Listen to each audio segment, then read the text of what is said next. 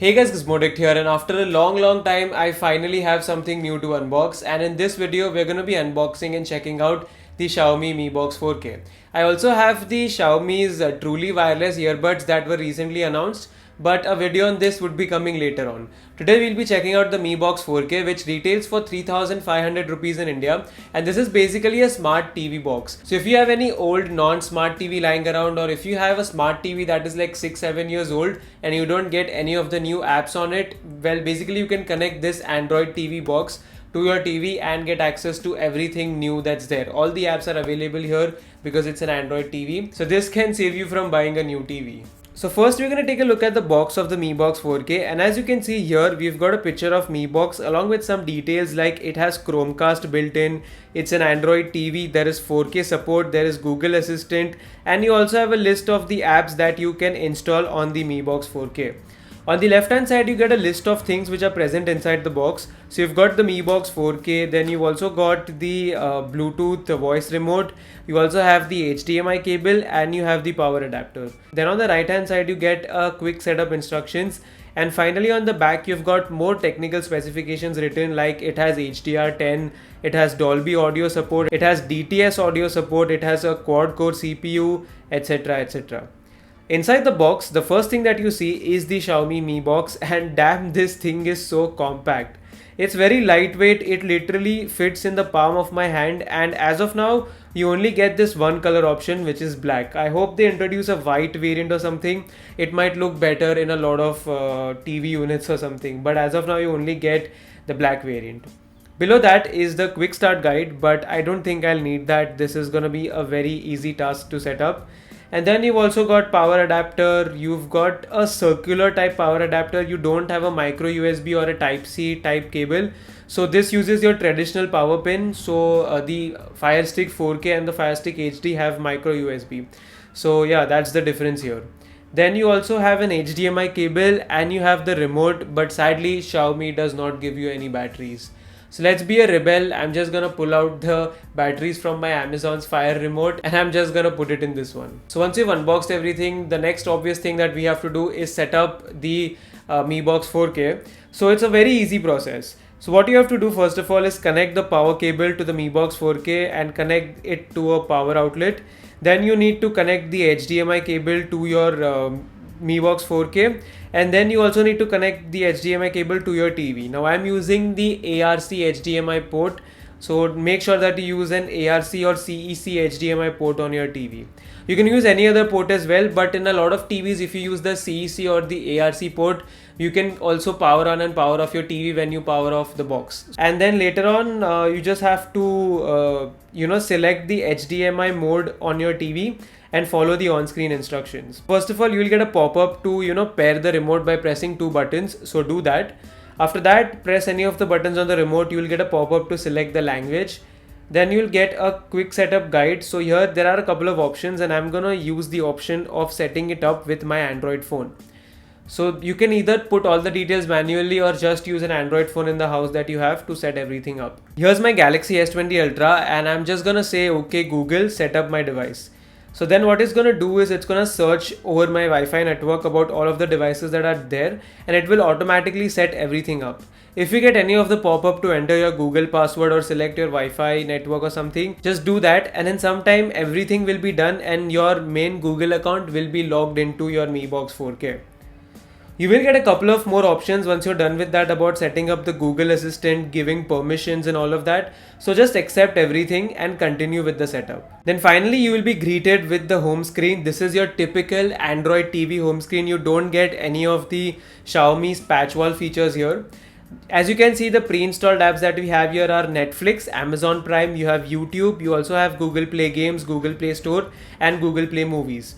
And if I go into the settings and I go to software, as you can see, I also have a software update pending, so I'm gonna do that first. So now that my Mi Box is updated, let me go into the settings, and as you can see here, this thing is running on Android 9, which is the latest for Android TV. After that, if I check the security patch, it's on the March security patch, so that is pretty latest too. You have a lot of different options in the settings if you want to play around, like you have settings for display, converting SDR content to HDR. You also can choose different resolutions. So even if you have a 4K TV, maybe if you want to run it at 1080p, you can do that. Then you can go into audio options. You have a lot of options for audio as well if you're using a home theater system or something.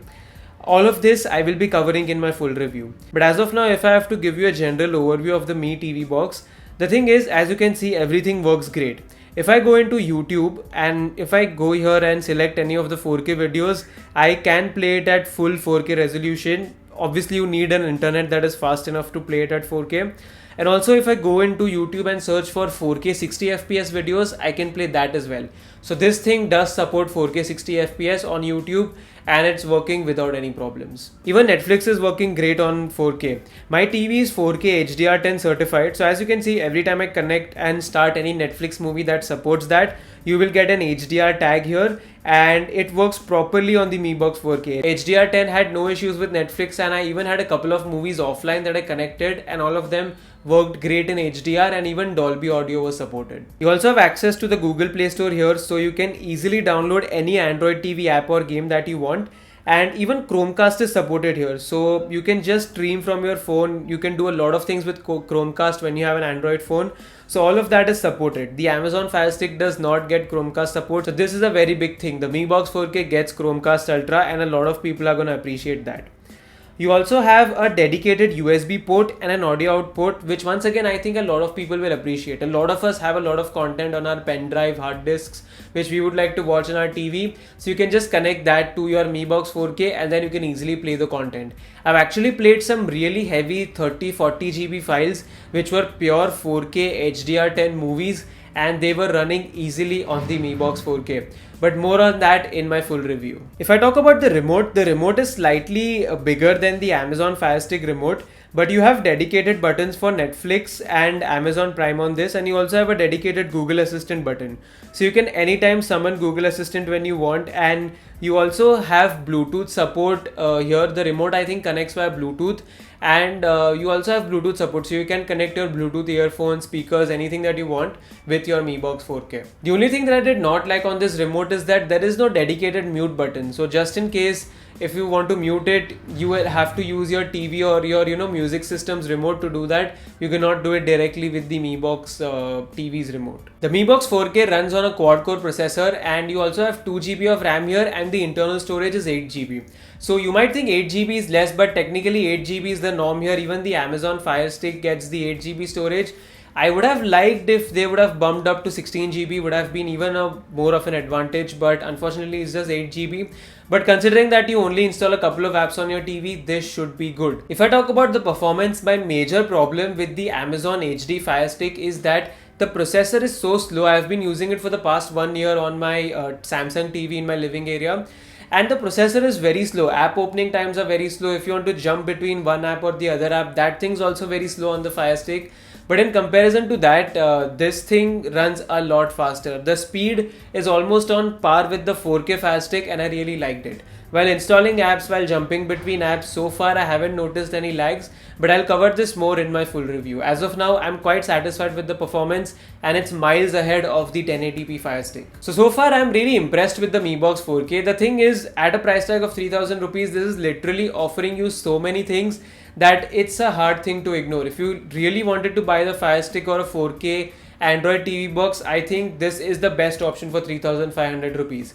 There are a couple of disadvantages here, that there is no Dolby Vision support, there is no Dolby Atmos support, but I'm sure that 80 to 90% of you guys maybe not even have the hardware to support Dolby Atmos or Dolby Vision, because having a support for one thing is different and having that actual hardware is a different thing. Even here, even though the Mi Box supports 4K, even though it supports HDR10, even though it supports Dolby Audio, you need to have a home theater, you need to have an HDR10 TV to take advantage of that. But don't worry, even if you don't have a 4K TV, even if you don't have an HDR10 TV, even if you don't have a Dolby surround sound system, this will be 100% compatible with your systems. I've tried it on my 4K TV, I've tried it on my 1080p TV, and it's working without any problems. So don't be worried with the compatibility of the Mi Box 4K. So I'm really impressed with the Mi Box 4K. I'm gonna play around with it for a week or so, and then I'll be publishing my full review of the Mi Box 4K, and I'll also probably will make like an FAQ video or a comparison with the Amazon Fire Stick. So if you guys have any questions about the Mi Box 4K, please let me know down in the comments, or you can also let me know on my Facebook, Twitter or Instagram page. I think this is a very good option for a lot of people whose TVs are not smart. For example, I have a really nice Samsung TV in my living area, but the thing is, it was bought 6 years ago, so I don't have support for latest apps. So for that kind of a setup, I think the Mi Box 4K would make a lot of sense. A lot of people have really nice TVs, but they are old, so you don't get support for the latest apps. So for them, this makes a lot of sense. So I hope you guys enjoyed watching my unboxing and initial impressions of the Mi Box 4K. I hope that I have been able to answer a lot of your questions.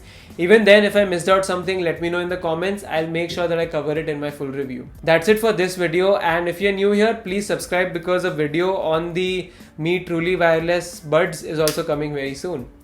Thanks for watching, and I will be back in a notification soon. Peace.